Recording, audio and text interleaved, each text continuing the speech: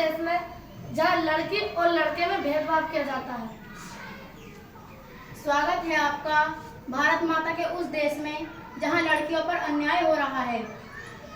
स्वागत है आपका भारत माता के उस देश में लड़कियों के बारे में सोचता तो है मगर करता कुछ नहीं। स्वागत है आपका भारत माता के उस देश में जहाँ कम से कम हर एक परिवार की महिलाओं से कहा जाता है जा बेटा कॉम्प्रोमाइज कर। कॉम्प्रोमाइज क्यों करें हम कॉम्प्रोमाइज? नारी है हम नारी, नारी है हम नारी। छोटा सा दिल है, छोटी सी आशा, मस्ती भरे मन को भोली सी आशा, चांद तारों को छूने की आशा, आसमानों में उड़ने की आशा। इस लड़की ने मेरी नाक में दम करके रखा है, इसकी शादी में इतना दहेज देना पड़ेगा। इससे अच्छा मैं इसे छुटकारा पा लेता हूँ, गड्ढे में डाल देता हूँ। अरे लड़की गड्ढे में गिर गई, सूख रहे बच गए, चलो इसे निकाल देते हैं।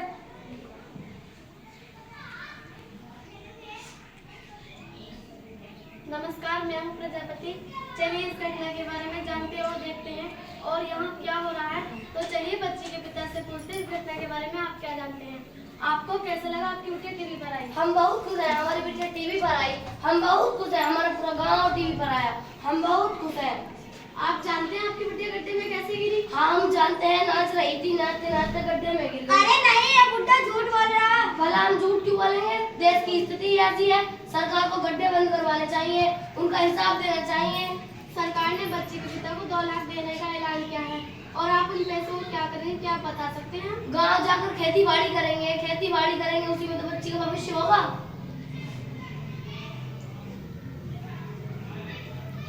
मम्मी मम्मी मुझे फोन चाहिए। ले लो बेटा, ले लो, ले लो बेटा, ले लो। मम्मी मम्मी मुझे भी एक मोबाइल चाहिए। तू क्या करेगी मोबाइल लेकर? पापा पापा मुझे बाइक चाहिए। ले लो बेटा, ले लो, ले लो बेटा, ले लो। पापा पापा मुझे भी एक स्कूटी चाहिए। तू क्या करेगी स्कूटी लेकर?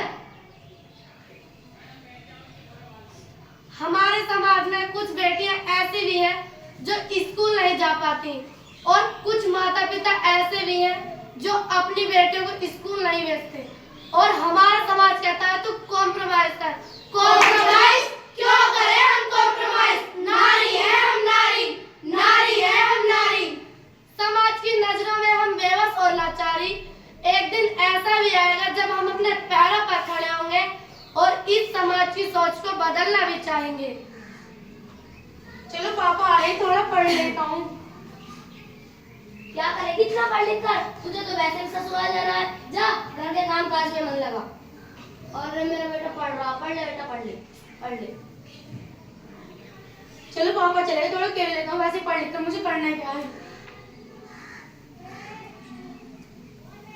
बेटा विकासपुर गांव में एक कंपनी है, वहाँ जाकर अपनी नौकरी की बात कर लो। जी पिताजी।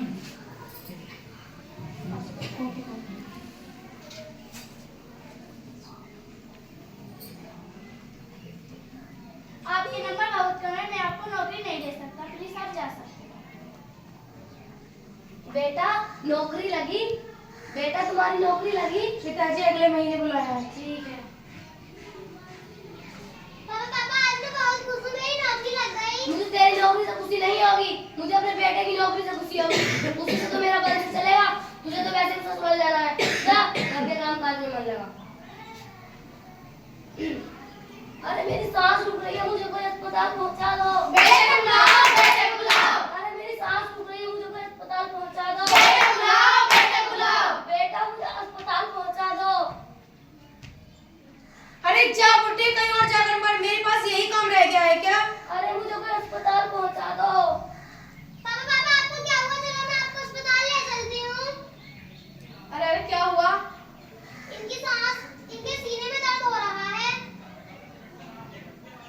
मैं दवाई लीजिए। चलो आराम है। आप बहुत भाग्यशाली हैं जो आपको ऐसी बेटी मिली जो आपको सही समय पर अस्पताल ले आई। थोड़ी सी देर और हो जाती तो आपकी जान भी जा सकती थी। मैं बहुत पछताया हूँ, मैंने अपनी बेटी पर ध्यान नहीं दिया।